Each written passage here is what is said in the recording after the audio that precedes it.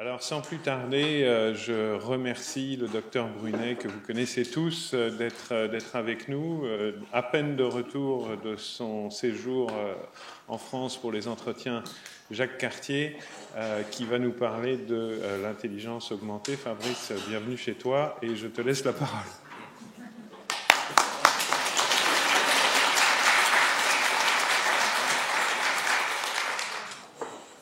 Merci beaucoup à Vincent, à tout le comité d'organisation qui a travaillé extrêmement dur pour ces 3 jours d'innovation, à tous nos partenaires, qu'ils soient ici présents ou certains d'entre eux sont au CGR, comité de gestion du réseau avec les ministres. Il fallait bien qu'ils soient là-bas aussi, mais ils sont avec nous par la pensée. Puis vous allez voir que pendant la journée, et puis demain, lors du grand soirée réseautage, ils seront présents, ainsi que certains ministres qui vont venir dès demain pour être avec nous. Donc, merci à vous tous. Je vais vous parler de l'intelligence humaine augmentée. Ce n'est pas parce que nous ne sommes pas intelligents, mais c'est parce que, vous allez voir, nous avons des défis actuellement dans le système de santé qui sont majeurs.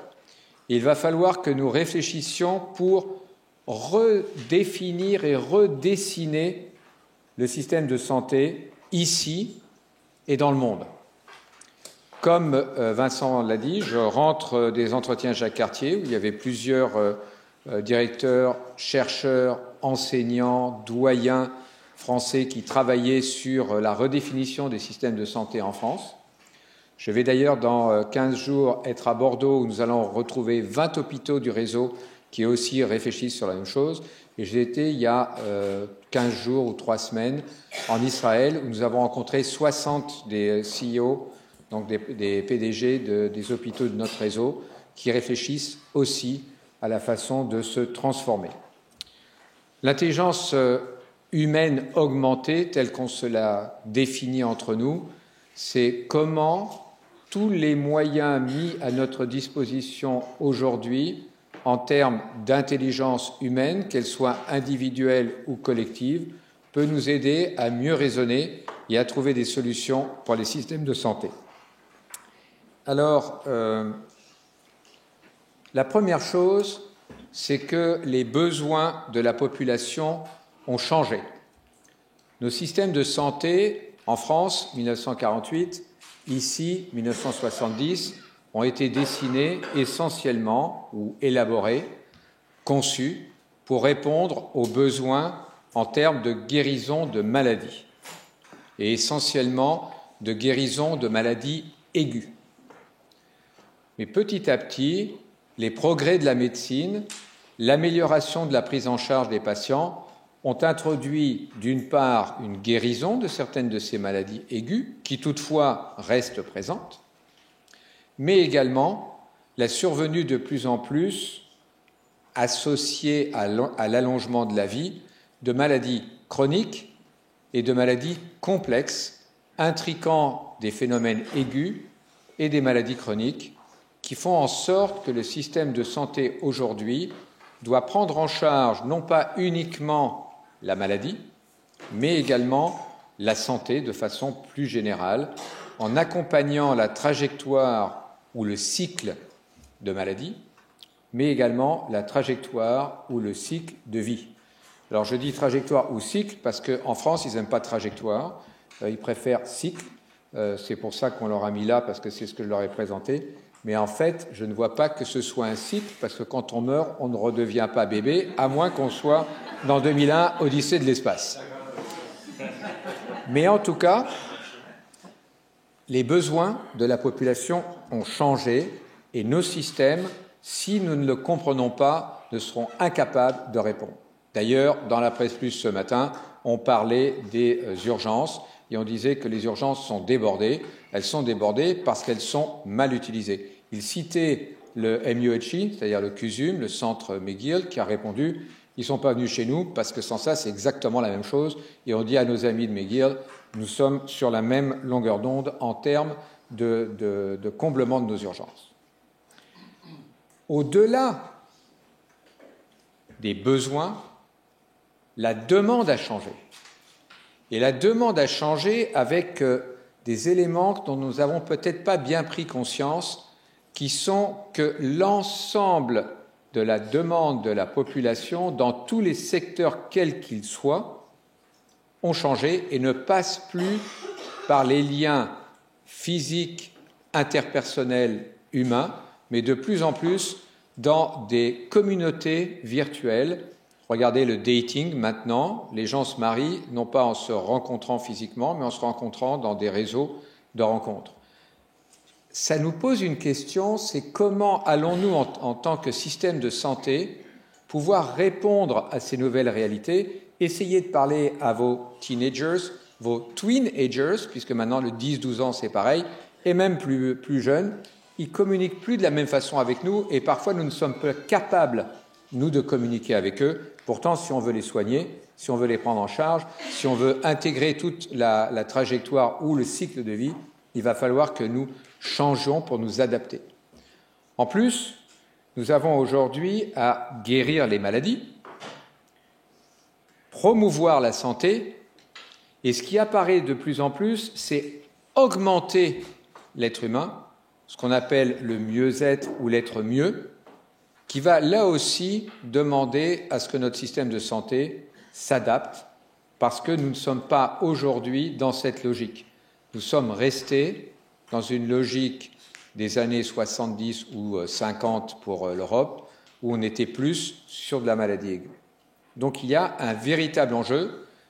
Les besoins ont changé, les attentes ont changé, les habitudes de communiquer, les habitudes d'interagir ont elles aussi changé. Il faut donc que nous aussi changeons. Qu'est-ce qu'ils attendent ?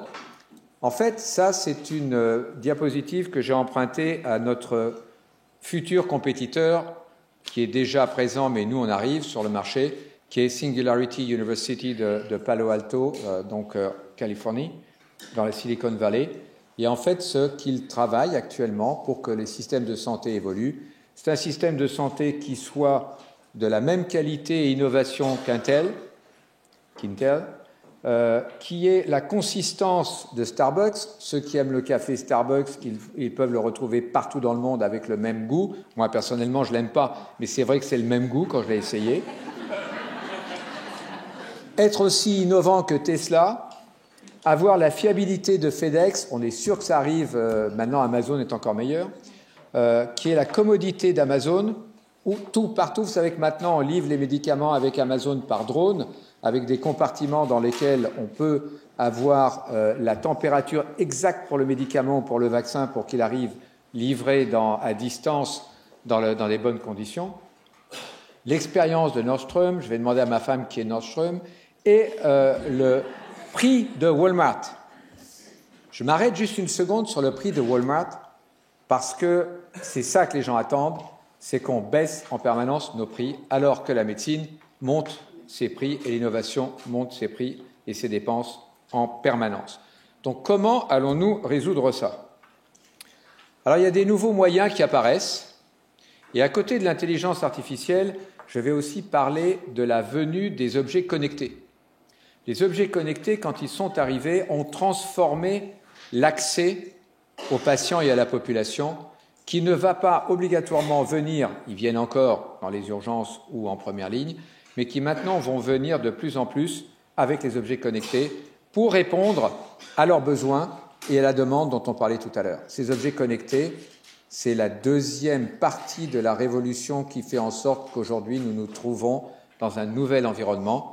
En dehors de l'intelligence artificielle et de l'analyse des bases de données, la connexion directe de la population avec soit le système de santé, soit, s'il n'est pas capable, les géants du numérique, va transformer totalement nos façons de faire.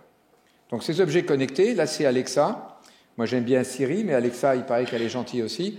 Donc Alexa va s'occuper de vous à domicile et elle va vous demander si vous avez pris vos médicaments, si vous avez vérifié votre tension. Puis avec tous les objets connectés que nous avons aujourd'hui, c'est très facile d'obtenir en temps réel ces informations. Si nous ne le faisons pas, d'autres vont le faire.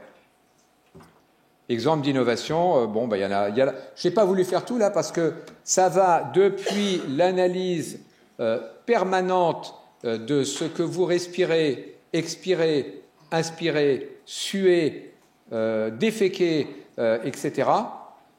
Et tout ça va rentrer dans des bases de données dont on ne sait pas encore qui va les recevoir et à quoi elles vont servir. Mais il y en a des milliards, enfin des milliards peut-être pas, mais des milliers qui sortent tous les jours et qui vont faire en sorte qu'à travers le monde, on va totalement changer nos connexions avec les patients et la population. À ce propos, je voudrais dire juste une chose. Pour l'instant, nous ne connaissons bien que ceux qui sont décrits. Par exemple, on ne sait pas ce qui est en train de se passer dans les laboratoires de recherche, sauf ceux qui sont dans ce milieu-là. Je parle pour le grand public. Et on ne sait pas ce qui se passe en Asie. On connaît à peu près les GAFAM, donc les Google, etc., Apple, Amazon, Facebook et Microsoft, mais on ne connaît pas ce qui se fait dans les BATX, qui sont les équivalents asiatiques. Donc une partie de la présentation ici méconnaît ce qui se passe du côté asiatique. Ils disent qu'ils sont prêts à ouvrir pour partager avec nous. Je n'y crois pas. On va de plus en plus vers des nanotechnologies. Là, juste un petit clin d'œil par rapport à nos amis d'Optilab, dont je fais partie. Les chaînes analytiques pour la production de masse va contre cette individualisation et personnalisation où nous allons pouvoir mesurer en temps réel l'ensemble des paramètres du patient et les connecter directement sur nos bases de données en réduisant de plus en plus les prélèvements sanguins, etc. Vous me dites, oula, mais qu'est-ce qu'on va faire nous si Optilab disparaît? Ce n'est pas pour demain, mais c'est dans pas longtemps. Aujourd'hui, nous avons la possibilité de réfléchir en convergeant l'ensemble des technologies que vous voyez ici. Par exemple, lorsque vous prenez les objets connectés dont on parle, et puis vous nous dites si on est dans une région reculée du Canada, par exemple Québec. Non, c'était une blague, excusez. Par exemple, dans le territoire du nord des Inuits, on va nous dire oui, mais il n'y a pas de connexion Wi-Fi, donc tout ce que vous racontez ne marche pas. Oui et non. D'abord, en termes de communication, le 5G arrive. La couverture, avec le Conseil du numérique, dont je fais partie, est en train de se faire partout en milieu rural et urbain. On est en train de déployer. Puis quand il n'y en a pas, il reste Walmart et il reste la librairie du coin, la bibliothèque du coin. Il reste des salles communautaires où on peut se connecter et avoir un accès direct au système de santé. Donc maintenant, nous avons la convergence de ces technologies et tout ça va nous permettre de mieux répondre aux besoins et à la demande de la population. Tout ça va nous permettre de mieux répondre, mais qui va répondre? Ceux qui détiennent l'ensemble de ces éléments, la robotique, les objets connectés, les données et l'intelligence artificielle qui va intégrer toutes ces dimensions pour pouvoir répondre aux besoins de la population. Et qui, à nouveau, a tout ça? Ceux qui ont l'intelligence artificielle, ceux qui la dominent, ceux qui sont capables de l'interpréter, ceux qui sont capables de l'analyser, ceux qui sont capables de l'utiliser pour guider les traitements, pour prendre en charge le patient, pour détecter les maladies, pour prévenir, pour guérir, pour réinsérer socialement, c'est ceux-là qui vont avoir la possibilité, demain, d'entrer directement en contact avec la population et de répondre et à leurs besoins et à leurs demandes. Pour ça qu'il y a de nouveaux entrants. Ces nouveaux entrants, ce n'est pas de l'anecdote. Ce n'est pas des gens qui ont les mêmes contraintes ou les mêmes pensées que nous. Ce sont des gens qui ont des milliards de données et des milliards de dollars. Dans tous les sens ici de ce que vous voyez, ce sont des gens qui vont répondre et prendre des parts de marché du système de santé. Uber, maintenant, s'il sait que vous êtes allé 5 ou 6 fois à l'hôpital pour aller voir votre physiothérapeute, parce que ce n'est pas le trajet qui l'intéresse, c'est la donnée de vous traquer pour savoir où vous êtes allé. S'il sait que vous êtes allé 5 ou 6 fois chez le physio, il va vous dire la prochaine fois que vous appelez pour aller une 7e fois chez le physio, est-ce que vous ne préférez pas que je vous envoie un physio à domicile? Et c'est ce que fait Uber Health, qui vient de sortir aux États-Unis, là. Walmart, il vous dit, vous n'avez pas l'argent pour vous acheter un Apple Watch, vous n'avez pas, etc. On crée des cabines dans lesquels vous pouvez vous connecter directement au système de santé par télémédecine. Donc, vous allez chez Walmart ou chez McDonald's, et là, vous avez un accès direct au système de santé ou à quelqu'un d'autre, si c'est connecté à ces autres-là.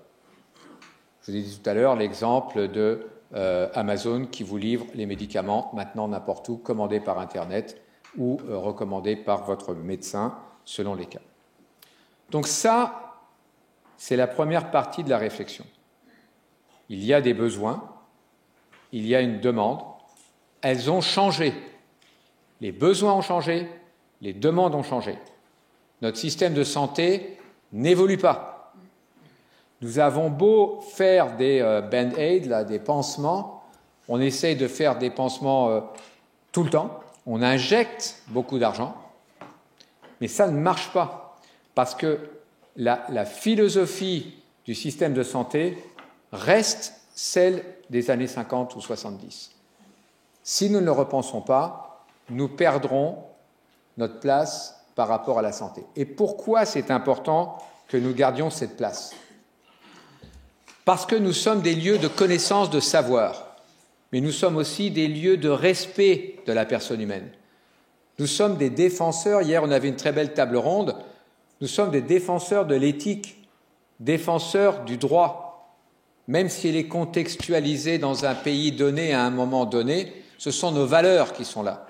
La connaissance que nous avons dans nos centres hospitaliers universitaires et dans tout le réseau de santé, parce qu'il n'y a pas que dans les centres universitaires, cette connaissance, cette expertise développée au fur et à mesure du temps, elle ne doit pas être sacrifiée par d'autres qui sont en train de court-circuiter le système de santé. Il y a donc un enjeu qui est un enjeu de société aujourd'hui. La réflexion que je vous apporte n'est pas une réflexion du CHUM, c'est une réflexion sur l'utilisation de notre intelligence individuelle et collective, augmentée par l'intelligence artificielle, pour défendre l'humain. Et c'est ça ce que nous avons comme proposition. Alors qu'est-ce qu'on est, nous, pour ceux qui ne nous connaissent pas ? 400 000 mètres carrés et un campus situé au centre-ville de Montréal, pas tout à fait fini d'être construit, puisqu'il nous manque la phase 3, qui va nous permettre, en 2021, d'avoir l'ensemble de ce dont nous avons besoin pour répondre à cette transformation majeure que nous avons. Nous sommes, parce que vous avez vu tout à l'heure, les GAFAM, ils ont mis des noms tout autour d'eux, là, pour pouvoir dire c'est nous qui allons nous servir et servir la population et nous servir de nos connaissances pour transformer le système de santé. Et nous, on leur répond, on n'est pas si petit que ça. On est suffisamment fort et suffisamment nombreux pour se transformer si on est assez agile. Pour être assez agile, nous avons 2 éléments. Premier élément, nous sommes le centre hospitalier de l'Université de Montréal. Nous ne sommes pas le CHU de Montréal. Quand je suis allé à Lyon, ils me disent « Vous êtes le CHU de Montréal ». Non. Il y a plusieurs CHU à Montréal.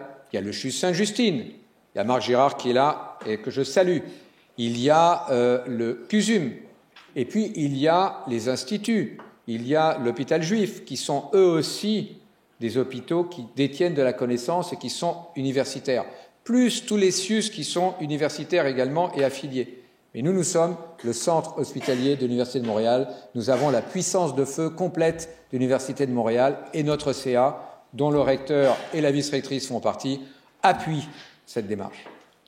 Deuxième chose, nous nous sommes transformés dans les années précédentes pour diviser entre la production et l'exploration, pour faire une entreprise ambidextre qui nous permet d'évoluer rapidement en implémentant l'innovation.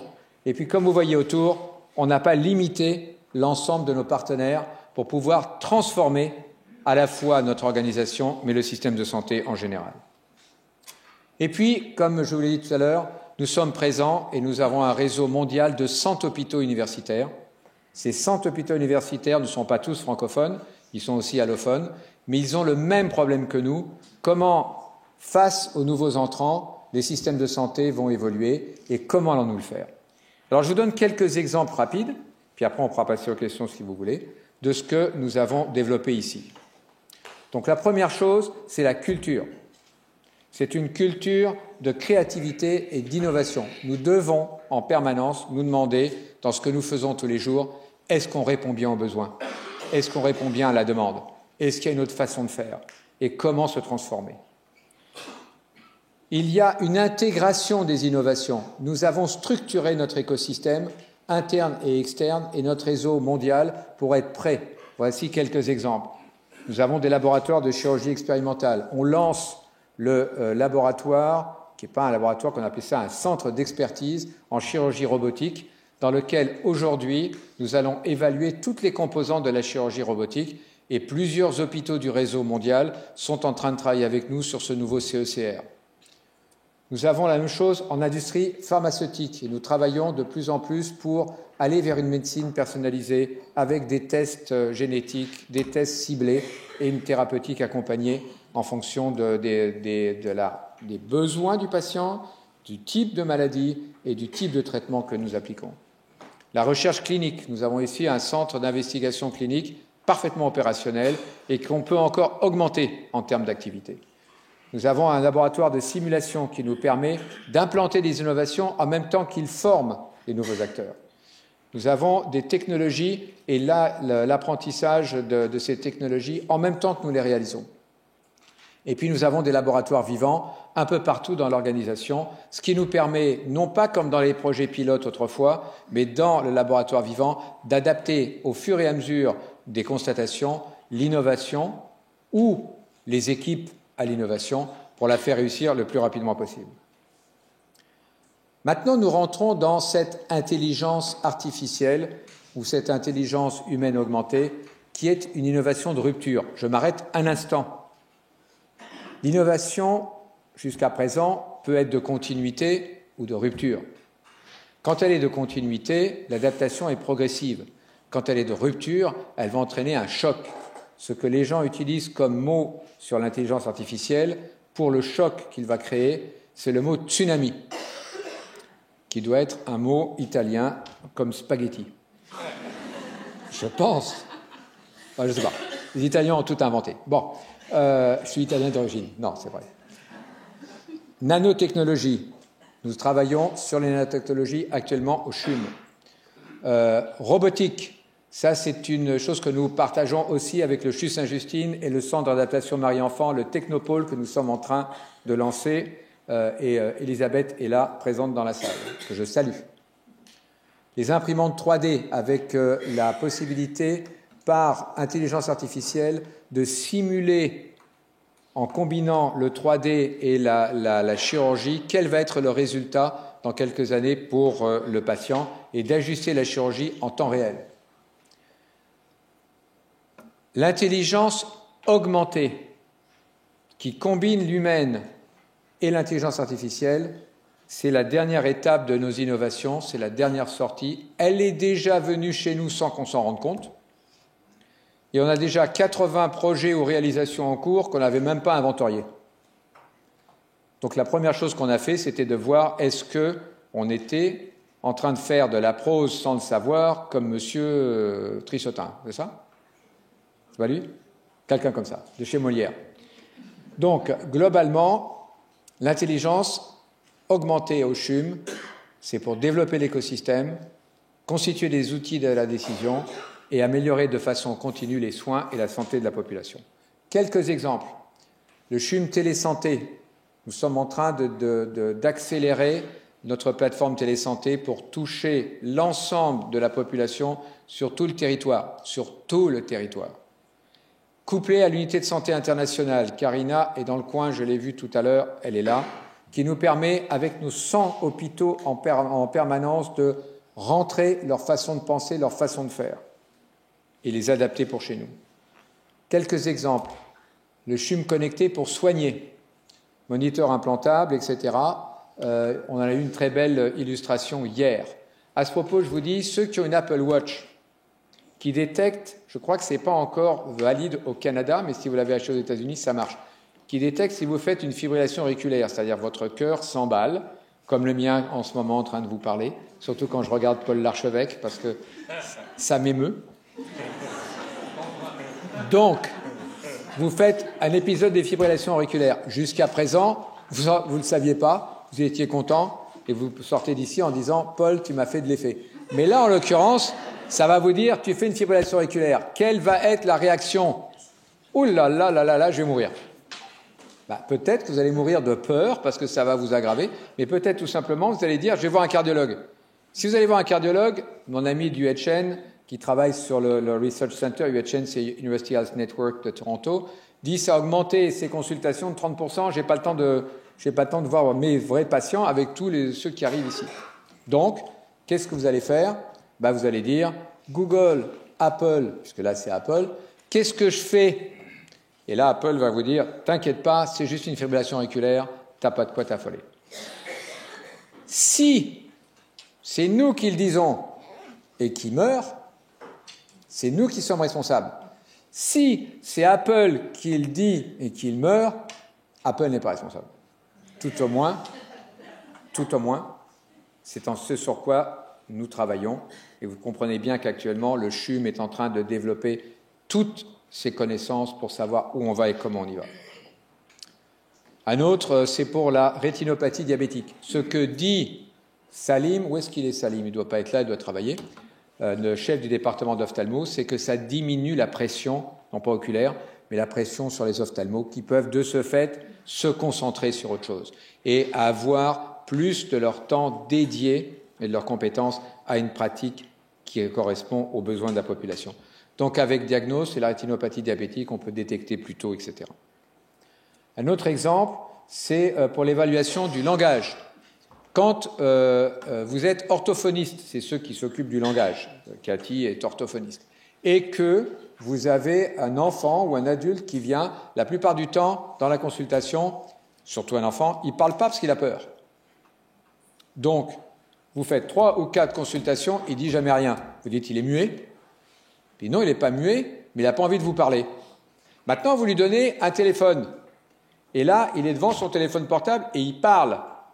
Et là, vous êtes de l'autre côté, et en plus, il y a un logiciel d'intelligence artificielle qui vous permet de détecter s'il y a des troubles du langage et quel type de troubles du langage, etc. Donc, qu'est-ce qui se passe?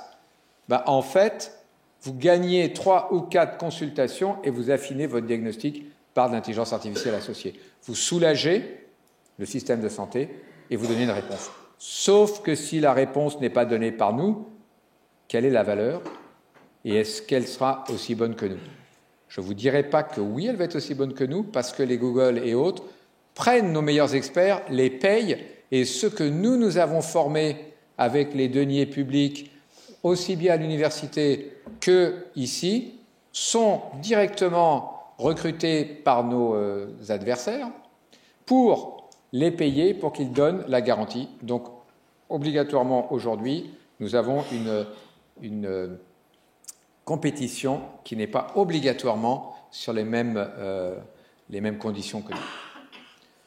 React, qui est une des entreprises, parce que vous avez bien compris aussi qu'en même temps que nous développons la transformation du système de santé, nous sommes engagés dans un développement économique pour augmenter le nombre et la création des entreprises dans le domaine de la santé. Et ce que je disais tout à l'heure avec Mario qui est ici, je ne dis pas ton nom pour pas qu'il y ait de publicité. Nous sommes à réfléchir sur comment créer un équivalent de Silicon Valley pour ici, au Québec, un peu ce que la CAQ avait autrefois donné dans la vision de la Silicon Valley du Saint-Laurent. Et je pense que pour nos entreprises et pour qu'on soit compétitif dans le monde, on devrait appuyer cette demande. Notre dernier projet, c'est le projet Ivado. Pas le projet Ivado, excusez-moi, le projet Horace, qui effectivement va aller chercher l'ensemble des données des patients, mais aussi des citoyens, provenant de différentes sources, pour améliorer la prise en charge de leur trajectoire. Donc elle va s'interfacer avec leur Instagram, Facebook, etc. Le citoyen ou le patient possède ces données, ce qui nous donne par rapport à notre responsabilité vis-à-vis des données une avance, et elle va nous permettre, nous, d'ajuster notre réponse en temps réel. Un exemple, on se rend compte avec cette plateforme qu'il y a plus d'autisme à Trois-Rivières. C'est bien, on va envoyer des chercheurs pour comprendre est-ce que c'est lié à l'environnement, épigénétique, est-ce que c'est lié à la génétique, maladie rare, Est-ce que c'est un problème de dépistage qui est mieux fait, ce système de santé? Est-ce qu'il faut envoyer plus de ressources? Donc ça devient un outil de coordination et de pilotage du réseau. Et c'est un projet que nous sommes en train de lancer avec notre plateforme de télémédecine, avec l'unité santé internationale et avec notre centre d'optimisation des flux réseau. Au total, nous sommes un hôpital qui est un hôpital apprenant, communicant, enseignant. Et tout à l'heure, dans quelques minutes, nous allons faire une annonce dont je vous donne la primeur, puisque là, on est à quelques minutes. Nous lançons notre école d'intelligence artificielle appliquée à la santé, avec toutes les forces que vous venez de voir, et le réseau de centres hôpitaux mondiaux pour pouvoir être des lieux de stage, des lieux de savoir, des lieux d'expertise. Donc si les GAFAM viennent avec beaucoup d'argent et beaucoup de données, nous venons avec 100 hôpitaux à travers le monde pour transformer nos systèmes de santé. Je vous remercie.